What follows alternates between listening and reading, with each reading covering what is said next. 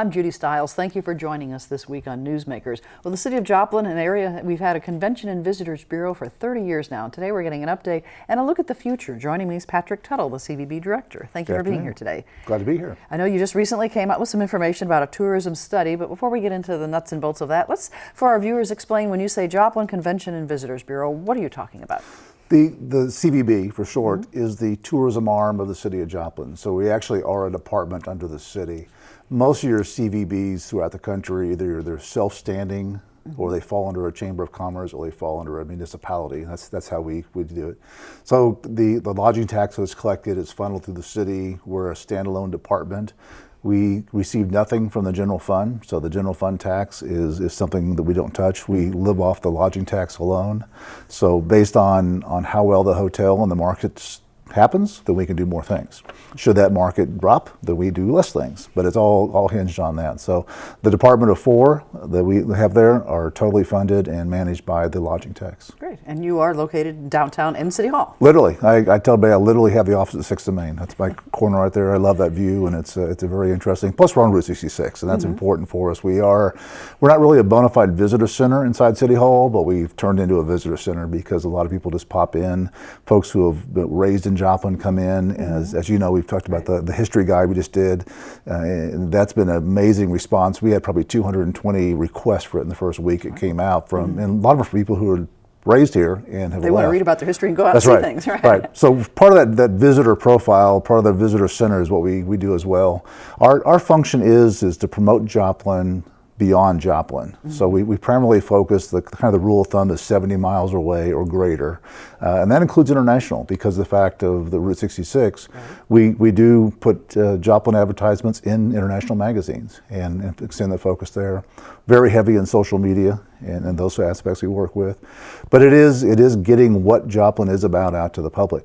Now, we do a few things locally. We'll advertise for certain events that we're partnering with, but primarily our mission is to bring people to Joplin. And that magic 70-mile number is you want to generate a hotel night. We want to get them to come here and stay the night and then hopefully do things on a multiple day type activities. So by getting more people to stay in the hotels, that's helping your funding to be able to do more activities. It is. The first job is to replace it, and the second job is to grow it. And that's kind of really the thinking is for many years, the mantra throughout the industry was heads on beds. And I'm sure some of your viewers have heard that term, heads on beds. Well, it really is, that's not really it. I mean, when you travel, do you pick your hotel room first or do you pick the destination first? You know, and most of us don't pick four walls to be a part of. So we may have a certain brand of hotel we'll gravitate towards, but we don't pick our destination based on that unless you're going to a spa or resort or a beach or something like that. But there's a lot of other impacts that are going on. So really the mantra nowadays is to get people to visit Joplin, get them to visit often, and get them here to stay longer. So those are kind of the three goals we do, is to perpetuate businesses. Yeah, come visit us once, but we hope you come back again. And 9 out of 10, we have a great tourism industry in this area. We have great hospitality, our restaurants, our retail, our lodging. For a town the size of Joplin, almost 2,000 room nights, that's a phenomenal. Over 200 restaurants, that's amazing. So a lot of that is attributed to I-44 and I-49 being at the crossroads, and with Route 66, we see a lot of visitors that come through here just because of the fact they're passing through. But once they've been here, they love Joplin. So for people who live here or have lived here for a long time, they may not realize, you grow up seeing these things, that there are things that people are going to want to visit, that, you know, kind of selling it to the general public as well as to the visitors. And what's amazing is people will come out and they'll say, you know, I haven't been to the museum in 20 years or 10 years, whatever it is. And once they go back, they see it's changed. There's a group of travelers called VFR, Visiting Family and Relatives. And we do know that there's a certain percentage of our folks that visit Joplin don't stay in our hotels. They stay with you and I, and they come, and those are the people that drag us out to go see things that haven't happened. We in the office, we go to things quite a bit because we want to see the status of them. So if somebody's asking us, we can talk about it. But once in a while, I go to the falls and see things differently. I try to put tourism eyes on and see the falls differently. The Grand Falls is still our #1 requested destination. It's amazing. It's a natural habitat. I kid you not, but we get requests probably twice a month during the summertime asking for directions to the Grand Falls Resort.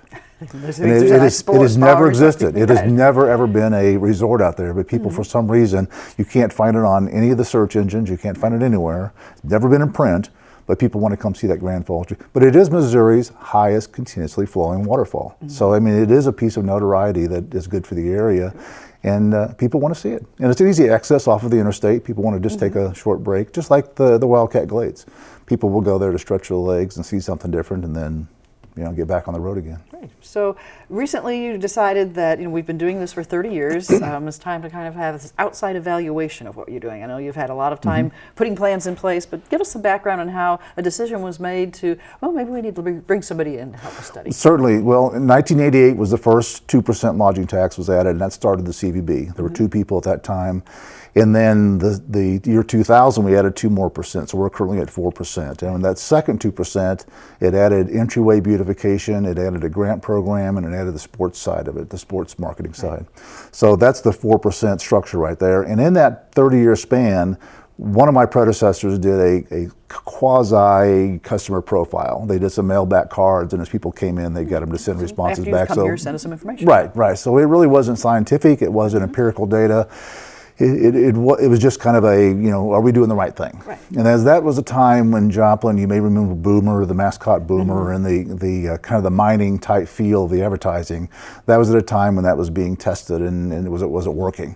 So, but in the 30 years, we have never done an in-depth study of the market to see what the market bears, what do we need, what are we doing really good, what should we do better, where, just those kind of minute details. Sorry.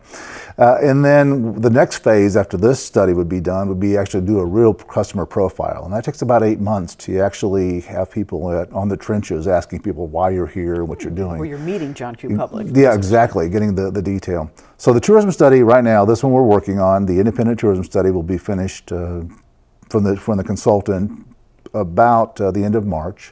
And then between my board, the Joplin Parks Board, DJA, Downtown Joplin Alliance, the Lodging Association, Joplin Sports Authority, all these entities will start delving into it and hopefully put together some sort of plan to move Joplin forward as a tourism destination. And in my opinion, this is just purely my opinion, and this kind of the direction my board is going, we need to do something as brick and mortar. So never should we raise the lodging tax again just for operation expenses or salaries or whatever.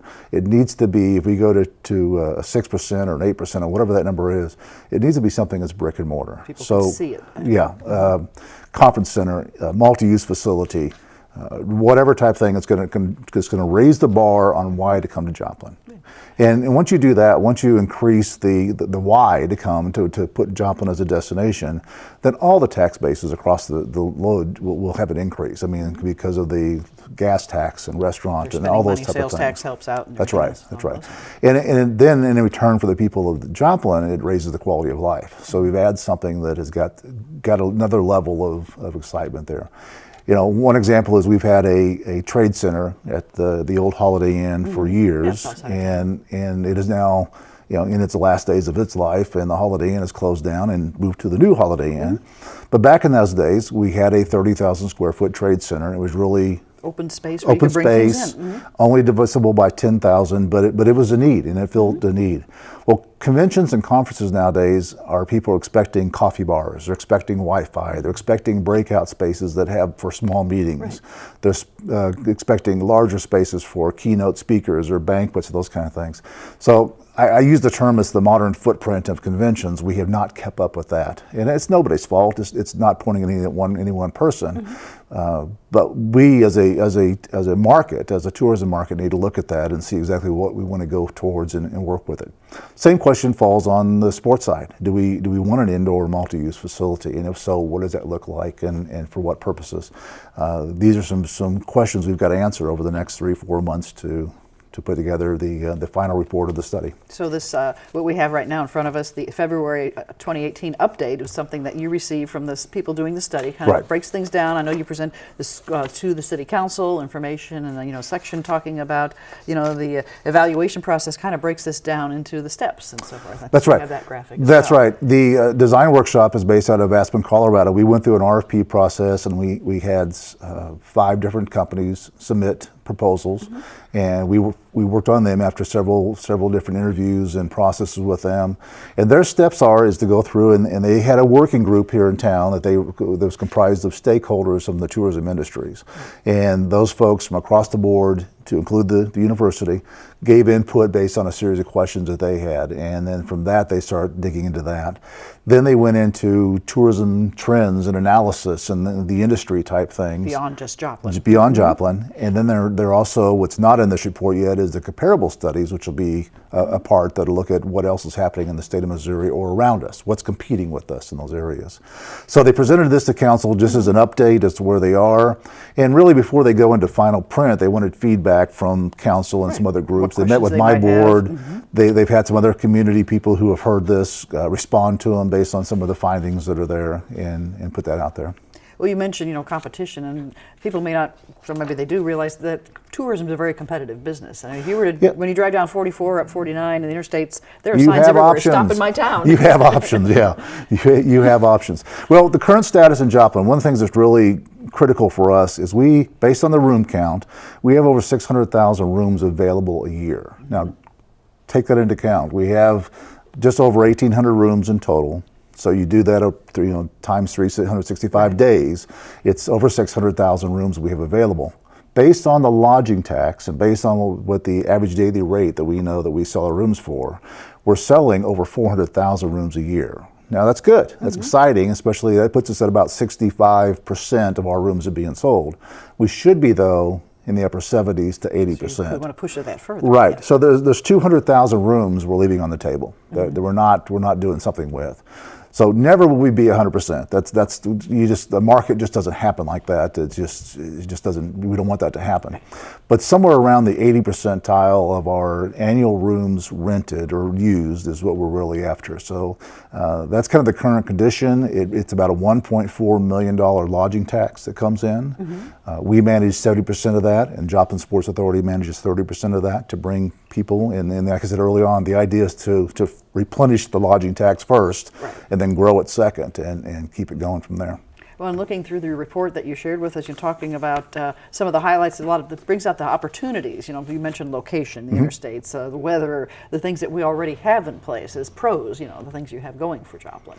Yeah, our tourist groups are in 3 different categories: leisure, group travel, and then business travel. And the business travel we really don't have a lot of impact on because they're coming here for business type purposes, right? But we do get a lot of inquiries from them about where to eat, what caterers to have, because they're bringing in different meetings and that type of things. So we do touch them, but we don't have the greatest impact on them. Group travel is probably the biggest one that we have the impact on, and that's everybody who are traveling in groups, whether it's a sports team, whether it is a convention or a conference or a trade show. There's some reason this group is coming together because of something central there. And that could also, with Route 66, that could be a car group. It could be RVs coming through. It could be motorcycle group coming through. It could be bicycle tourism. Those are growing niches that we have because of Route 66. So and then leisure travels, when you and I decide to go to A to B, and we plan a vacation, we stop off on the way, we see things. So leisure is probably our biggest single impact, because of the fact of the interstates that are there because of location. Like we're halfway between Dallas and St. Louis. So it's really cool when the Rangers play the Cardinals because they're halfway. This is a result from the last time the two of them played in the World Series. We got a bump out of it. So we know that works. So the leisure travel is something we market towards. We put our ads in certain places that will attract them. We have billboards now on I-44 to get them to stay here, that kind of things. And the group travel is something that our director of sales goes out, and she actually goes to conferences and conventions and try to attract the organizers of those group events to come here. The same thing like JSA does with the sports side. They bring sports organizers in to bring their tournaments here as well. This tournament, these games, and so forth here. So leisure travel, business travel, and group travel are 3 categories we work within. Great. Well, the leisure travel, I imagine you say there's a lot of choices, so you want them to do more than just spend the night at the hotel that's closer down to the interstate, but come into town and see what you have a little further up the road. You just hit on a very serious thing that we found out from the study, and we probably all knew it but never thought about it. Looking at some data from MoDOT, that ramp that comes off of Exit 8 onto the hotel, so leaving I-44, just that ramp alone is 26,000 cars a day that come off that ramp. So that is, I forget the exact number, do the math on it, what it was for the year, but it is a huge millions of people that come off there. I think it's 4.3 million cars a year. If you just assume that 1% of those cars touched our hotels, that's 86,000 room nights just from that one calculation. Now, you just wrap around your head around that. If people see that, and we know a couple of people who have stayed there we've talked to, they hit the hotel, they got gas, they ate within a restaurant that was close to I-44 to 20th Street, and that's all they saw of Joplin.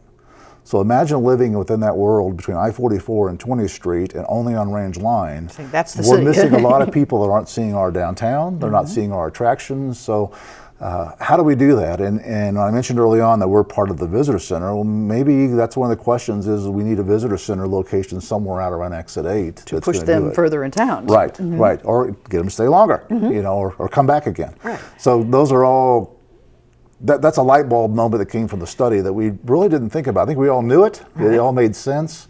But until you start seeing the numbers, you talk about those 600,000 room nights we have available, and you've got 26,000 a day coming off of that interchange, and even the most conservative calculations, it makes you wonder what we're missing. Some potential sits there for you and so forth. Right.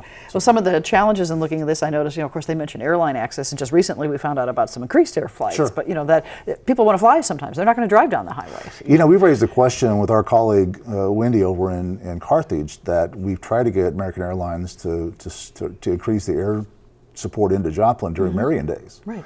We've known for a couple of years, or she's known for a couple of years, that there are bus groups picking people up in Tulsa, Northwest Arkansas airports. Bring them back over and here. if American Airlines would just look at the names, it's not hard to realize they're coming the for that Vietnamese person. names are there, and they're probably maxing out those flights. So we haven't got a confirmation that they'll be doing the third flight over the Marion Days weekend, but that's one of those things that we have struggled with, the fact that we see it on the ground and we're just convincing the corporate entities to add it is the question. And Chicago's a thing too. We've sent some data through the airport manager that Route 66 is important. The Asian groups that are coming over connect with the embassies and the consulates in Chicago, so to connect them with Route 66, I mean, it just makes sense. We see it on the ground here, but it's just to get in the airlines to jump on it is the question. Tying them all together. But we're very fortunate. We've got a couple that come over here once or twice a year from Cape Girardeau to fly out of our airport because the parking is free. So they know they've got to deal at the airport. Yeah, to them, that's important. So the airfares are competitive, and that free parking makes a big difference to them. Now, do you also look at the changing demographics? The whole society changing, baby boomers getting older, younger generation. Are they taking different types of travel, vacations? Does that play a role into as you plan as well? Very much so. Very much so. We still find that a lot of people plan with paper. So people request the visitor's guides or like the Missouri travel guide or those things, and we do position ourselves in those magazines on purpose. But when they hit the road, more and more people are using digital. They have that app on their phone. The phone is becoming more. It's not even a phone anymore. I mean, it's a computer, in your back pocket. So we have to be on that cusp as well. So last July we launched our new website, and it was mobile friendly. And even within that, you just can't say, your ad is mobile friendly. There's 22 different platforms, sizes of screens. So our designer is going crazy on having to get ads to fit all these different mobile devices. It's a one size doesn't fit all in that market. Social media playing a bigger role as well? They're going to check Facebook, they're going to check things like that? We're very heavy on Facebook. We do advertise on Twitter, but this is not a very heavy Twitter market here. There are a lot of people that do use Twitter, but we can't base our usage on Joplin. Remember, we're advertising beyond Joplin. So we do roll things over to Twitter because of the fact that somebody in New York City is coming to Joplin and they're basing it on their Twitter ad we have out there. So we have to think about that. To adapt for that. And the other things like Instagram and Pinterest and those things, we're moving into those. We haven't done them a lot. I think if we had a signature event again in town, like Boomtown Days or something that was really a strong seasonal event, I think you would see increase in Pinterest and Instagram being tied to those kind of events. To try and get people involved with that. Right. Well, you mentioned the event aspect. I know the convention, CVB, works with helping some organizations sponsor events, bring things to town. You still continue to do that? We do. Our focus, though, is, like I said, was marketing.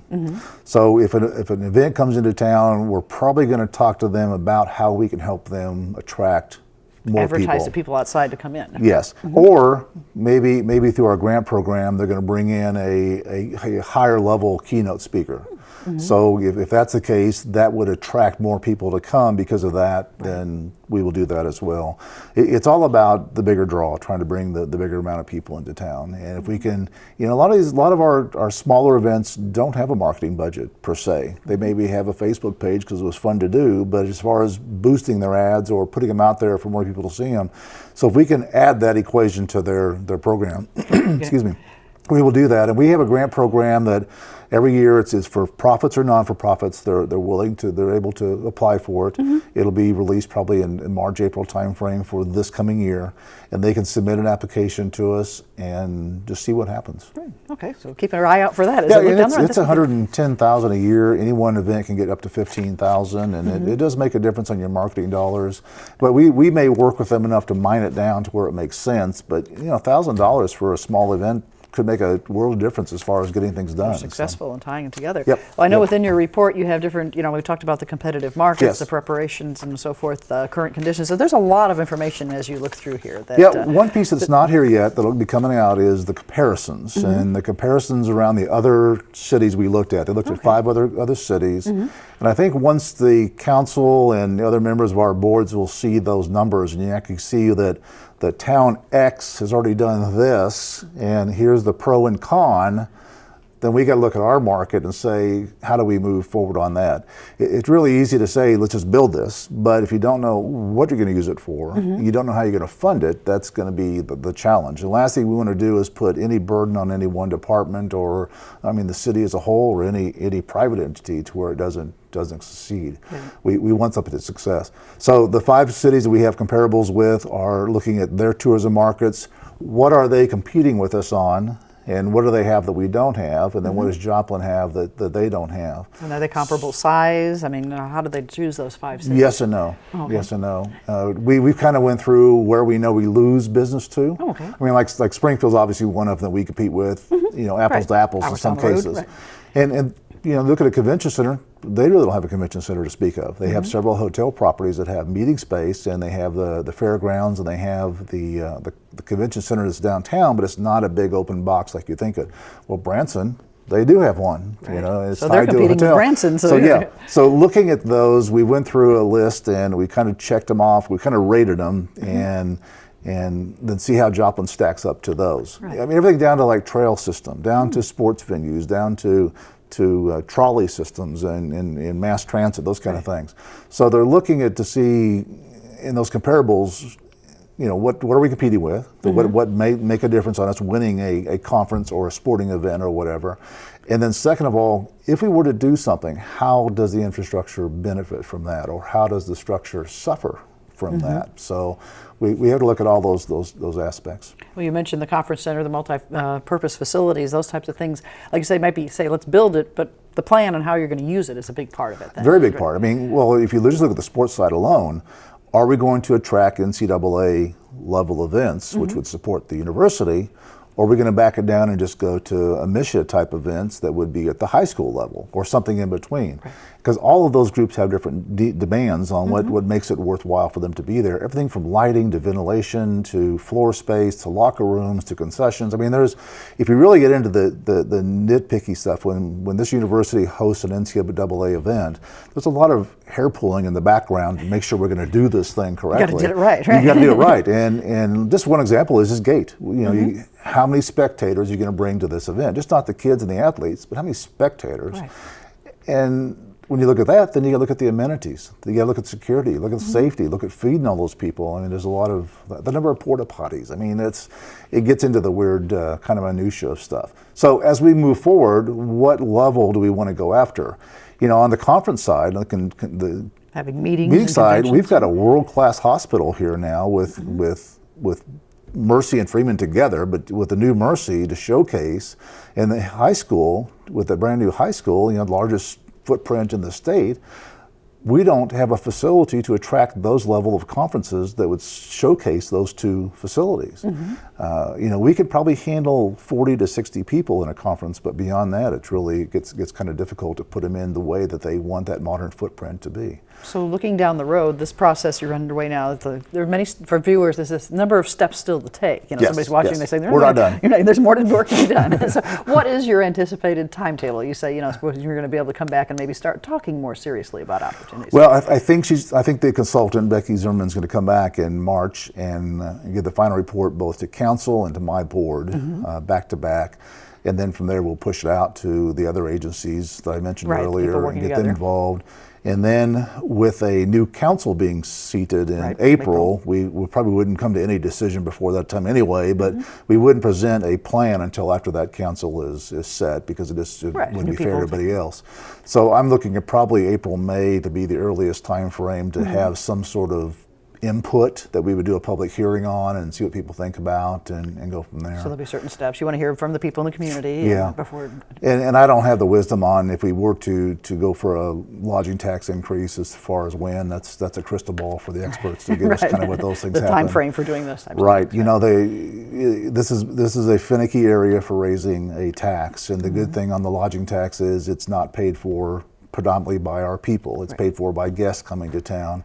And we all do it. I mean, you look at the lodging tax across the state, it's as high in some areas as 12 and 14%. I mean, it's something that comes with staying overnight in a hotel. And then based on where you stay, like for Branson, for example, look at your receipt. Look at your receipt when you stay in Branson, because you may have a specific area that's got a CID or something that's going on because of development. So those facilities didn't get there just by happen. There's something had to be planned to encourage them to make come it and work. build it.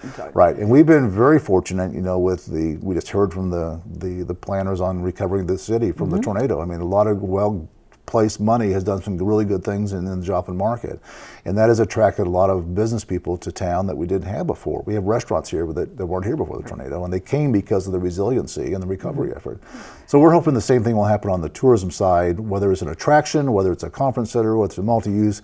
We're hoping that some of the developers will come in, so it's a public-private partnership. It's just not the lodging tax carrying the burden on something. Hopefully somebody will see something and say, Joplin's a place to be. Joplin's on the move. We want to do X, and hopefully we can do X, Y, and Z. That'd be really nice. Tie them all together. Yeah. Well, Patrick, I'd like to thank you very much for coming today, providing this information, and look forward to maybe an update as things continue to progress. It's coming. All right. Thank you very much. Thank you. You're welcome.